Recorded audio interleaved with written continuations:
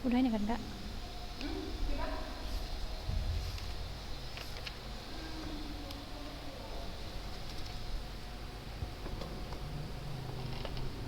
Bismillahirrahmanirrahim. Assalamualaikum warahmatullahi wabarakatuh. Alhamdulillahirrabbil wassalatu wassalamu ala rasulillahil amin wa ala alihi wa ashabihi ajma'in.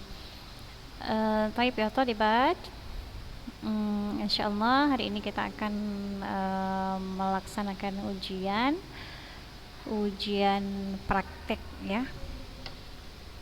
Nah, adapun materi tentang ujian adalah seputar al-munada.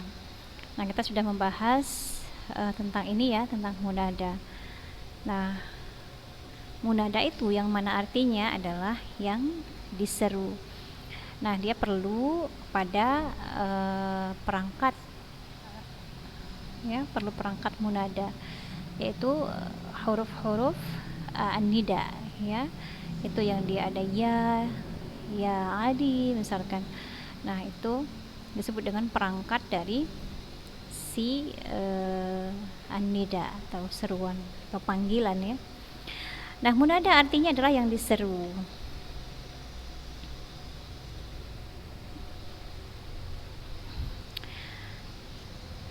Ya, munada artinya yang diseru. Nah, munada ini ada beberapa macam ya, ada beberapa macam.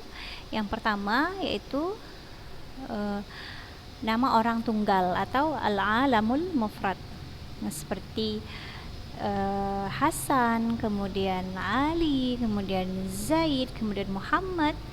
Nah, itu dia alam mufrad ya, istilahnya alam mufrad atau nama orang tunggal atau sendiri ya. Nah, jadi kalau kita letakkan huruf ya di awal alam mufrad ini, maka tidak boleh diberikan tanwin ya. Contohnya seperti ya Aliun, itu salah. Yang benar adalah ya Aliyu.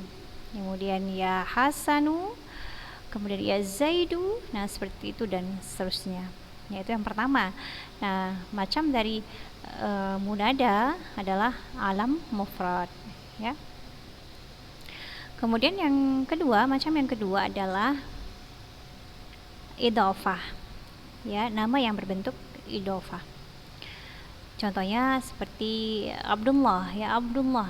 Nah, kalau kita berikan perangkat nida yaitu huruf ya di awal, maka baris Abdullah, abdu berubah menjadi abda. Ya Abdullah, seperti itu ya. Ya Abdullah. Ataupun contoh lain Raisul madrasah, kalau kita taruh perangkat nida di depan menjadi ya Raisal madrasah. Dia bentuk idhofah ya.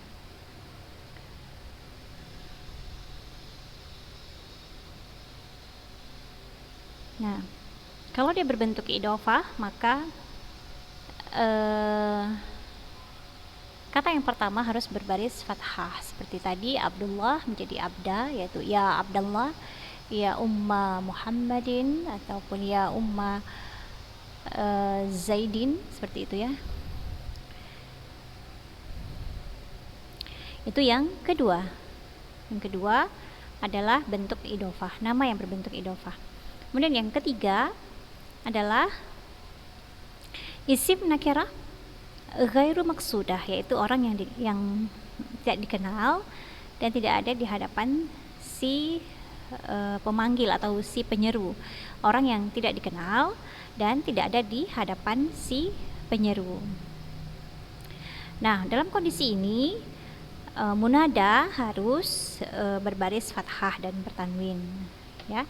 Contohnya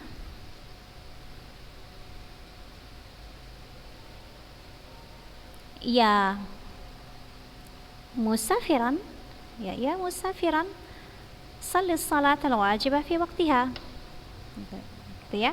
Ya musafiran salli as-salat al-wajibah fi waqtiha. Nah, itu isim nakira ghairu maksudah. Nah, tanda dari nakira itu dia tanwin ya. Kemudian dia harus berbaris fathah kalau dia nakira ghairu maksudah, yang artinya adalah orang yang tidak dikenal dan tidak ada di hadapan si munada. Itu yang ketiga. Kemudian yang keempat, bila munadanya berbentuk syibhul mudhaf ya, syibhul mirip-mirip ya, atau semi mudhaf ya, semi mudhaf, maka dalam kondisi ini harakatnya fathah dan bertanwin. Nah, contohnya ya taliban ilman. Nah, kalau dia idhofah betulan, dia ya talibal ilmi, tapi ini dia syibhu ya, mirip-mirip mudhaf.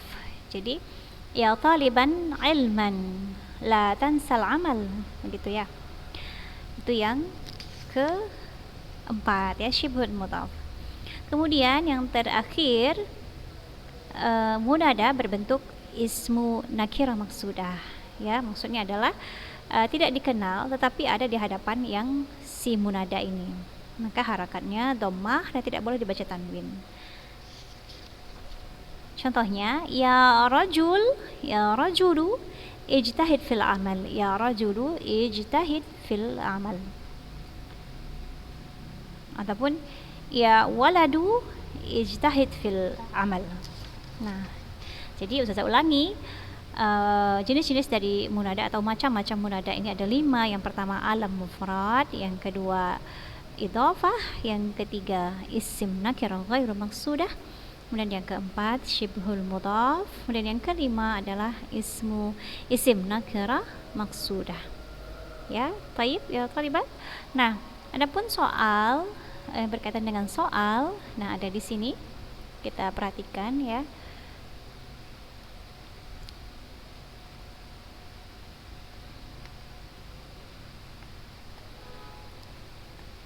Arahannya adalah tentukan jenis-jenis munada dari kalimat berikut ini ya.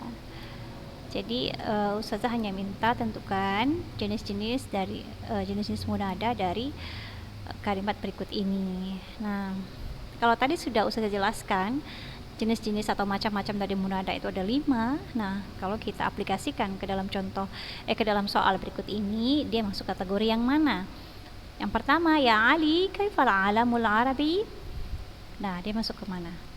Nanti tentukan apakah dia masuk jenis yang pertama yaitu alam mufrad, atau yang kedua idhofah, atau yang ketiga isim nakirah ghairu maksudah, atau yang keempat syibhul mudhaf, atau yang kelima isim nakirah maksudah.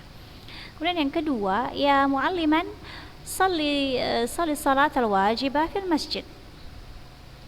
Ya, ini masuk jenis yang mana ya. Dan yang ketiga, ya amiral mu'minin la tansawul fuqara ya. Jadi ini masuk jenis yang ke berapa ya, tuliskan nanti di situ. Misalkan yang pertama masuk jenis contohnya isim nakirah ghairu maksudah, nah jelaskan di situ ismu nakirah maksudah gitu ya. Dan yang keempat, ya taliban rakiban irkabil hisana bil hudu. Ya, ini masuk kategori yang mana atau jenis yang mana? Kemudian yang terakhir, ya umma Muhammad, ya umma Muhammadin ta'ali ila hadiqatil hayawan. Dan kalimat ini masuk jenis yang mana? Nah, taib ya talibat, hanya itu saja yang Ustazah inginkan. Jadi hanya menentukan saja jenis munadanya dan tuliskan dia masuk jenis yang mana.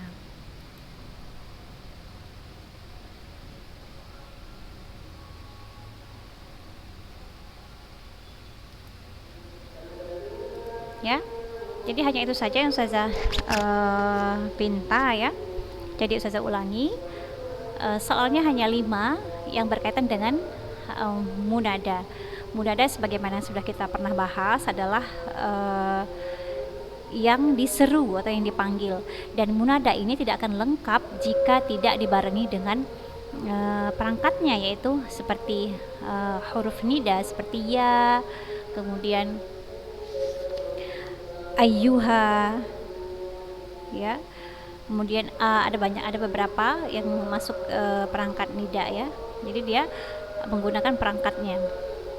Tapi di sini hanya menggunakan satu saja perangkatnya, yaitu ya saja. Nah, munada munada ini ada lima jenis ya, atau 5 macam. Yang pertama ada alam mufrad, yang kedua ada idhafah, yang ketiga ada isim nakirah ghairu maksudah, atau orang yang tak dikenal dan tidak ada di hadapan si penyeru. Kemudian syibhul mudhaf. Kemudian yang kelima ada isim nakirah maksudah, yaitu tidak dikenal tetapi ada di hadapan si penyeru. Nah, jadi hanya menentukan jenis masuk kemana dari kalimat-kalimat yang ada